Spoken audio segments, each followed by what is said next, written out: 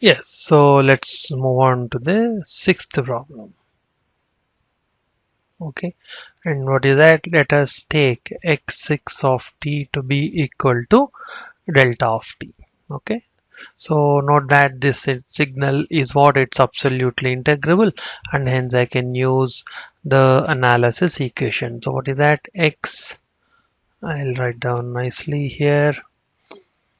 Yes, so what will be x6 of j omega? So that should be equal to integral minus infinity to infinity x6 of t, which is delta of t e power minus j omega t dt. You can easily prove that this is equal to 1. Okay, we can use the definition of Dirac delta function and we can prove that the answer is 1. Okay, yeah, so graphically how do you represent this result? Okay, so what is Dirac delta function? It is an impulse at origin, right?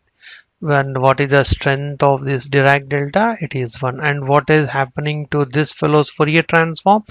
It is a constant value of how much? 1. Okay, so that fellow is a constant value of 1. So what does it mean? This implies all frequencies. So for all values of omega, what is the amplitude of the Fourier transform? It is always 1. So this implies what? All frequencies.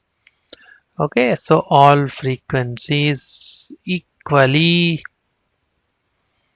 contribute. Okay, equally contribute to delta of t. So all frequencies equally contribute to delta of t. Means what? Why do we say that? Why? Because all frequencies are having the same value of how much? 1. Okay, yes. Next, let's move on to the seventh one. Let us take x7 of t, which is equal to 1. So clearly this fellow is not absolutely integrable. Okay, this fellow is not absolutely integrable. So we will take the other route. Okay, so we will not take the analysis equation, but we will take the other route to find the Fourier transform of this signal 1. So what do I mean by that is, so if you look at the previous signal, what is that we have got? We have got delta of t will have 1 as the Fourier transform. So indirectly it means that inverse Fourier transform of 1 is how much? Delta of t. Okay, so we can write this implies inverse CTFT, correct? So inverse CTFT of 1, correct, is delta of t. So how do you write this mathematically? Correct. So delta of t is equal to, we had to use synthesis equation. You will get 1 by 2 pi integral minus infinity to infinity 1, correct. Inverse Fourier transform is 1 into e power j omega t d omega. So inverse Fourier transform 1 is delta of t. Okay, so this implies integral minus infinity infinity e power j omega t d omega. This should be equal to 2 pi times delta of t.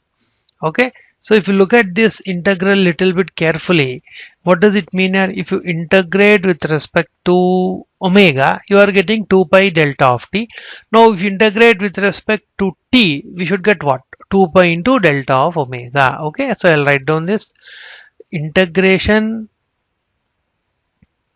with respect to omega, correct? Integration with respect to omega in the above integral gives what?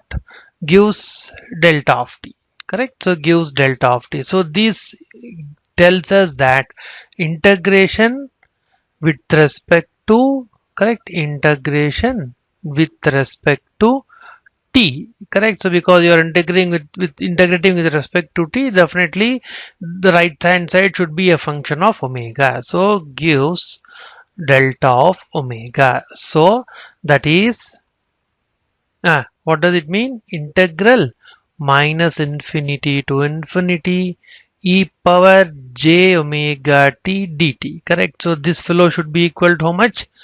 2 pi times delta of omega. Okay, if you integrate with respect to omega, same function, correct? So this function is not changing.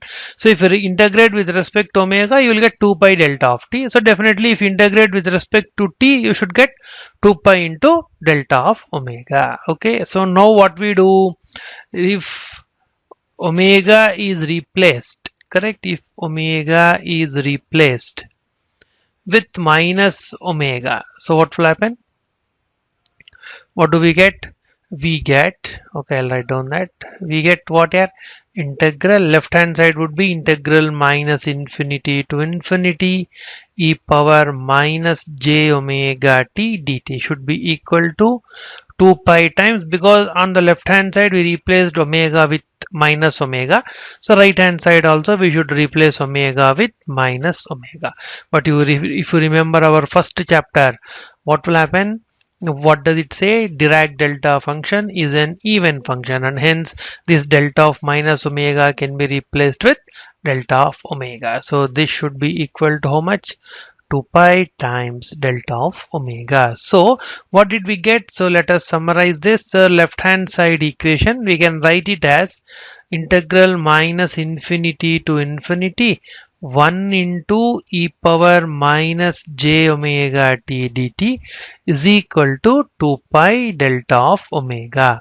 But what is left hand side looking as? So left hand side is looking as what? It is the Fourier transform of which signal? Of 1. So what did we get? We got Fourier transform of 1 to be equal to how much? 2 pi delta of omega. So this implies 1 will have 2 pi times delta of omega as the Fourier transform. So in that way we can get the Fourier transform of the signal x of t equal to 1, which is a DC signal. So let us draw that and see how does that look. Okay, so this is a DC signal with amplitude 1.